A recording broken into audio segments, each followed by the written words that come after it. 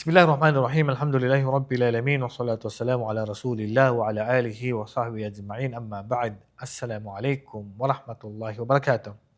Nandito na tayo ngayon sa pagpapatuloy ng ating talakayin sa usapin kaugnay sa batas ng traveler. Natalakay natin noon kung gaano kalayo ang dapat nalakbayin bago matawag na traveler ka. Nagkaroon ng opinion ng mga ulama at ang pinakamalapit sa katotohanan ay wala pong particular na distansya po. Natalakay natin ang pananaw ng karamihan sa ulama ay approximately 80 kilometers o 2 araw pag nilakbay sa pamagitan ng paa. At ayon kay Imam Abu Hanifa ay 3 araw. So yan ang kanyang pananaw. Pero sabi nga ni Sheikh Islam Ibn Taymiyyah, wala naman talagang dalil o katibayan mula sa Quran at Sunnah na sinabi ng Propeta sallallahu alaihi wasallam na pag dumating o ganito kalayo ang travel mo, ay pwede mo nang paiksi ng salat, pwede ka nang break ng fasting. So wala pong matibay na dalil. So ang original ay babalik ito sa orphanage, sa nasanayan ng mga tao. Kung masasabi nila na traveler ka na, so matatawag ka ng traveler. Ngayon, papasok tayo sa mata yabda'ul musafiru al-qasra. Kailan ba magsisimula ang traveler na paiksi ng sala? Kailan siya magsisimula na paiksi ng sala? Idha syara'a fi safari wa faraqa baladahu, magsisimula siya o magtatawag, pwede na siya magkasar ng sala kapag siya ay nakalabas na sa kanyang bayan. Nakatravel na siya at nakalabas na sa kanyang bayan.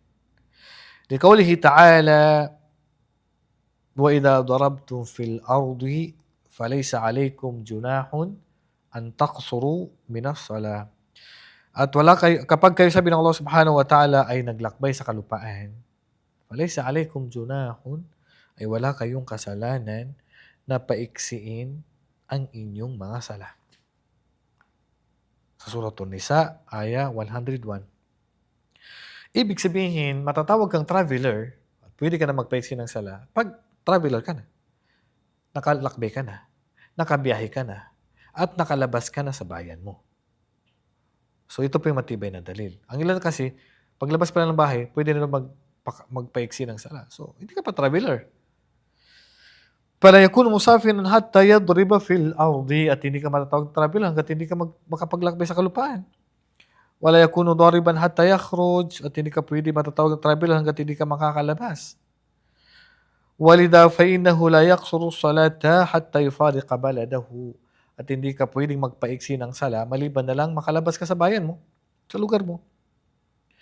Walau kana aziman ala safari, kahit na sigurado ka maglalakbay ka, pero kailangan talaga makalabas ka muna. Aw sharafi walakinahu lam yufariq baladahu ba'du, o kaya ay nakapagsimula na siyang maglakbay pero hindi pa nakakalabas sa kanyang bayan, so hindi ka pa rin matatawag na traveler. Yung ilan, kakalabas pa lang ng bahay, traveler na agad. Ano, papaiksi ka ng sala? Hindi pwede yun. قال ابن قدامة رحمه الله ليس لما نوى السفر والقصر حتى يخرج من بيوت قريته ويجعلها وراء ظهره. Sabi ni Ibn Qudamah rahimahullah, hindi ibig sabihin na kapag nakapag-intensyon ka na maglalakbay ka, ay magpapaiksi ka na ng sala. Kailangan makalabas ka muna ng bayan mo, makalabas ka ng bahay mo, makalabas ka ng baryo mo, ng barangay mo, at gagawin mong nasa likuran mo yung mga kabahayan, mga bahay, yung baryo, kailangan nasa likuran mo na. Ibig sabihin, nakalayo ka na, nakalabas ka na. وبهذا قال مالك والشافعي والأوزاعي وإسحاق وأبو ثور وحكي ذلك عن جماعة من التابعين. At yan po ang pananaw ni Imam Malik, Imam Shafi'i, Al-Auza'i, si Ishaq at ni Abu Thawr rahimahumullah. Wa hukiya dhalika an jama'ati min at-tabi'in. At naitala din na ito rin ay pananaw ng grupo ng mga ulama mula sa mga tabi'in.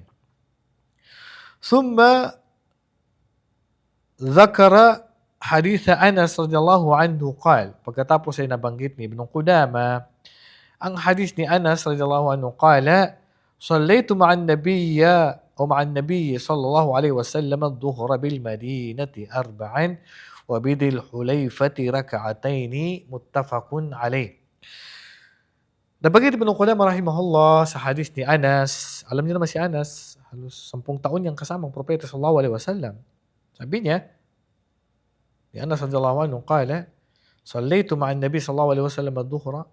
Nagsala ako ng duhur kasamang propeta sallallahu alaihi wasallam bil Madinati arba'an, na sa Madina ng 4 na rak'a, wa bidil Hulaifati rak'ataini, at sa Dhul Hulaifa ng 2 rak'a.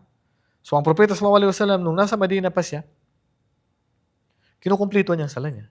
So gustong ihuwatig dito ni Anas bin Malik na kapag nasa loob ka pa ng barangay mo, nasa loob ka pa ng bayan mo, nasa loob ka pa ng city mo, at nakapag-intention ka na mag-fast na mag-travel, hindi mo pa pwedeng paiksin yung sala. Kasi ang propeta sallallahu alaihi wasallam, kinumpleto pa rin niya ang sala niya sa Madina.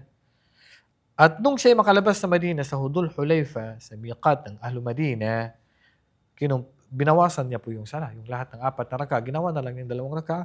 Ito po ay hadis na muttafaqun alayh. So, nagkaroon siyempre ng opinion dito ang ating mga ulama kung gaano kalayo na dapat na pwede ka nang magpakasar ng sala. May nagsabi na kailangan marating mo muna yung layo na 80 kilometers.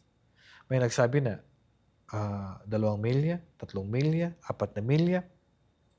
May nagsabi na kakalabas pa lang ng bahay, which is, kung titingnan natin yung mga dalil, ay pinakamainam, makalabas ka na sa bayan mo. At yan po ang pananaw ng karamihan sa ating mga ulama.